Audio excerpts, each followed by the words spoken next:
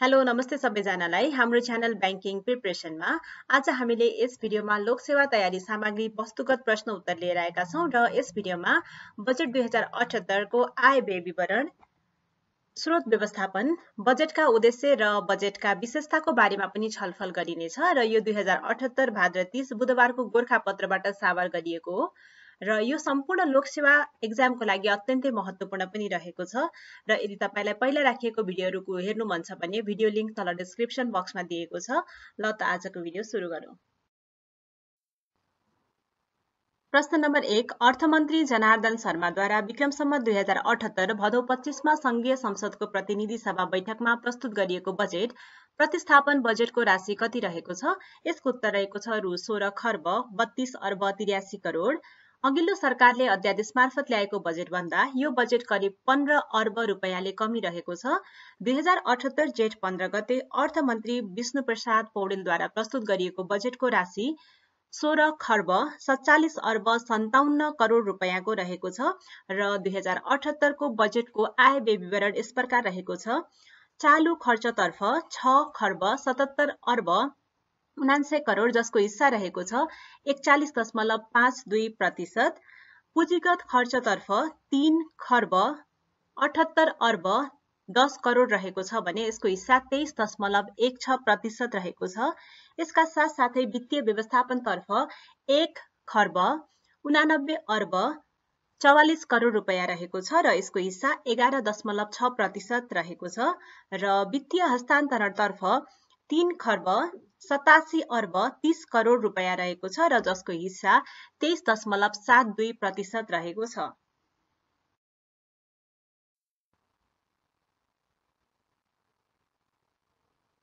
यसका साथसाथै 2078 को बजेटको स्रोत व्यवस्थापन यसरी गरिनेछ। राजस्वतर्फ 10 खर्ब 50 अर्ब 82 करोड, वैदेशिक अनुदानतर्फ 59 अर्ब 92 करोड, वैदेशिक ऋणतर्फ 2 खर्ब 83 अर्ब 9 करोड, आन्तरिक ऋणतर्फ 2 खर्ब 39 अर्ब र वित्तीय हस्तान्तरणतर्फ विनियोजित बजेट मध्ये चालू खर्चमा समानीकरण अनुदान सहित रु 3 खर्ब 25 अर्ब 75 करोड जसको हिस्सा 84.11% र पुँजीगत तर्फ रु 61 अर्ब 55 करोड जसको हिस्सा 15.89% रहेको छ। 2078 बजेटका उद्देश्यहरू यस प्रकार रहेका छन्। विद्यमान बहुआयामिक गरिबी न्यूनीकरण गर्ने, अर्थतन्त्रको पुनरुत्थान गरी उच्च दरको आर्थिक वृद्धि दर हासिल गर्ने, संविधानले परिकल्पना गरे अनुरूप समावेशी र समाजवाद उन्मुख अर्थतन्त्र निर्माण गर्ने। 2078 को बजेटका मुख्य विशेषताहरू यस प्रकार रहेका छन्। बजेट मार्फत सरकारले 7% को आर्थिक वृद्धि दर हासिल गर्ने लक्ष्य लिएको छ। मूल्य वृद्धि 6.5% मा सीमित गर्ने लक्ष्य राखिएको छ।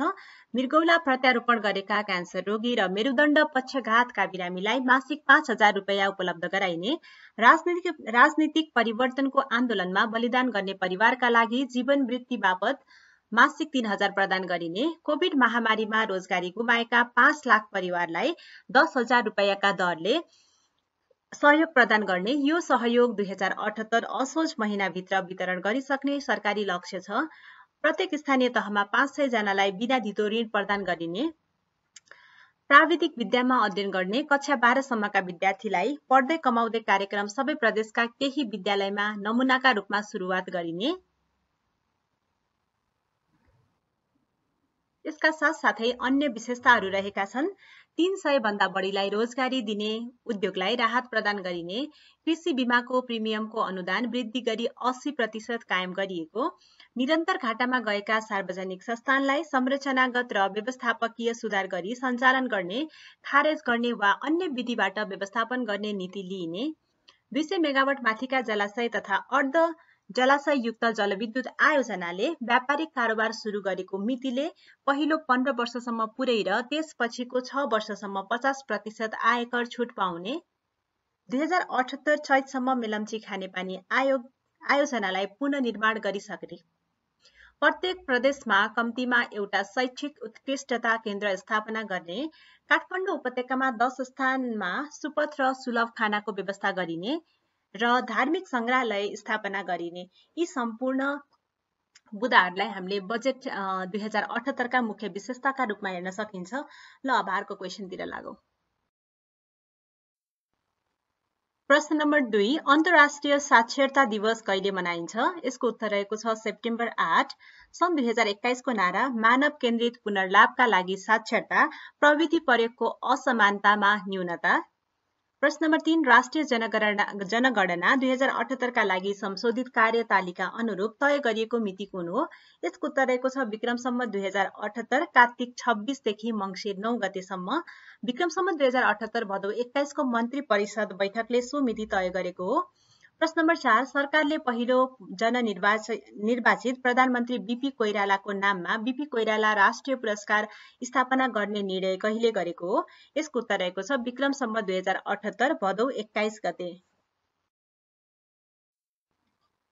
प्रश्न नम्बर 5, 18औं निजामती सेवा दिवस 2078 को नारा के रहेको छ? यसको उत्तर रहेको छ व्यावसायिक र सृजनशील प्रशासन, विकास, समृद्धि र सुशासन। विक्रम सम्वत 2013 भदौ 22 गते नेपालमा पहिलो पटक निजामती सेवा ऐन जारी भएको दिनको सम्झनामा हरेक वर्ष भदौ 22 गतेका दिनलाई निजामती सेवा दिवसका रूपमा मनाउने गरिएको छ। यो दिवस विक्रम सम्वत 2061 देखि मनाउन थालिएको हो। प्रश्न नम्बर 6, गिनीमा सेनाले विद्रोह गरी सत्ता कब्जा कहिले गरेको हो? यसको उत्तर रहेको छ सन् 2021 सेप्टेम्बर 5 मा। प्रश्न number 7, green deal of the year 2021 को उपाधि प्रदान गर्ने नेपाली बैंक कुन हो? यसको उत्तर रहेको छ एनएमबी बैंक।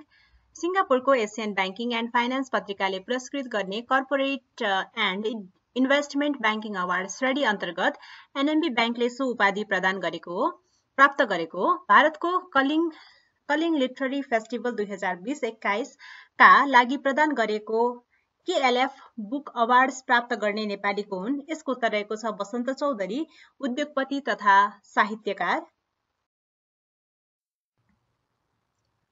प्रश्न नम्बर 9, निजामती सेवा दिवस 2078 को अवसरमा उत्कृष्ट निजामती सेवा पुरस्कारबाट पुरस्कृत हुने निजामती कर्मचारी को हुन्? यसको उत्तर क्रमशः यसरी राखिएको छ। यो भिडियोलाई पज गरेर जानकारी लिन सक्नुहुन्छ।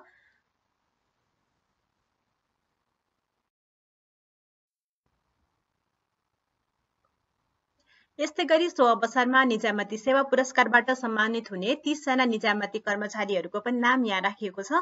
यसलाई पनि जानकारीको लागि भिडियो पज गरेर हेर्नुहोला।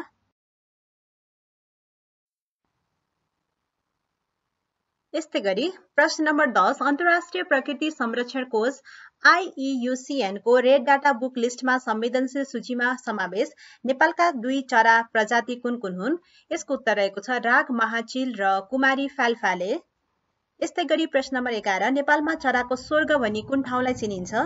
यसको उत्तर रहेको छ कोशी टप्पु वन्यजन्तु आरक्ष।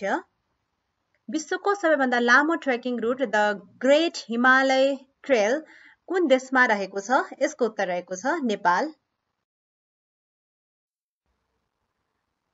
प्रश्न नम्बर 13, नेपालमा सन् 2030 सम्ममा कुपोषणको दर कति प्रतिशतमा झार्ने लक्ष्य लिएको छ? यसको उत्तर रहेको छ 14%। कुपोषणलाई सन् 2025 सम्म 24% र सन् 2030 सम्म 14% झार्ने लक्ष्य राखिएको छ। नेपालमा बालबालिकामा यो दर घट्दो क्रममा रहेको छ। सन् 2001 मा 57% मा रहेको कुपोषण सन् 2016 मा 36% मा झरेको छ।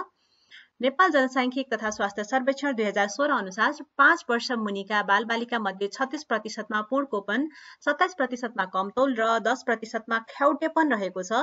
5 वर्ष मुनिका बालबालिकाको अधिक तौल 1.2%, प्रजनन उमेरका महिलामा दुब्लोपन 17% रहेको छ।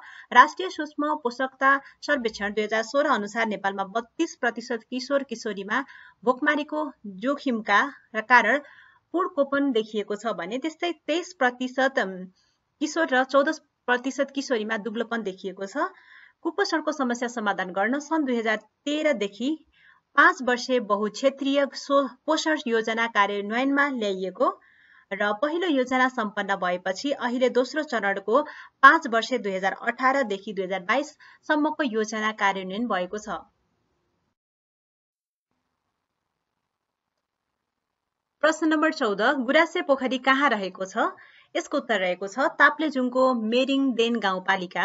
प्रश्न नम्बर 15 वैदेशिक रोजगारीसँग सम्बन्धित गुनासो सुन्न सरकारले कल सेन्टरको सञ्चालन कहिलेदेखि गरेको हो? यसको उत्तर रहेको छ विक्रम सम्वत 2075 चैत 18 गते। नेपाल र म्यानमार बीच व्यापार र लगानी सम्बन्धी सम्झौता कहिले भएको हो? यसको उत्तर रहेको छ विक्रम सम्वत 2075 मङ्सिर 14 गते अर्थात् सन् 2018 नोभेम्बर 30 मा।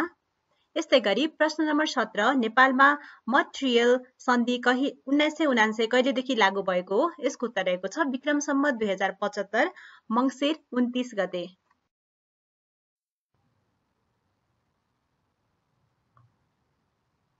यस्तै गरी प्रश्न नम्बर 18 काठमाडौँ उपत्यकाको कुन ठाउँलाई अशोक पतन पनि भनिन्थ्यो? यसको उत्तर रहेको छ पाटन। प्रश्न नम्बर 19 सरकारले वैदेशिक रोजगार सूचना व्यवस्थापन प्रणाली कहिलेदेखि सञ्चालनमा ल्याउने निर्णय गरेको हो? विक्रम सम्वत 2075 भदौ 25 गते। प्रश्न नम्बर 20 प्रशान्त महासागरमा एल निलोको प्रभाव बढ्दा नेपालको मनसुनमा कस्तो प्रभाव पर्ने गरेको पाइन्छ? मनसुन कमजोर भई न्यून वर्षा हुने। प्रश्न नम्बर 21 नेपाल सरकारले विदेशी मुलुकसँग लगानीका लागि द्विपक्षीय लगानी प्रवर्धन तथा संरक्षण सम्झौता बिप्पाको सट्टा कुन ढाँचा लागू गर्न थालेको छ? यसको उत्तर रहेको छ द्विपक्षीय लगानी सम्झौता BIA।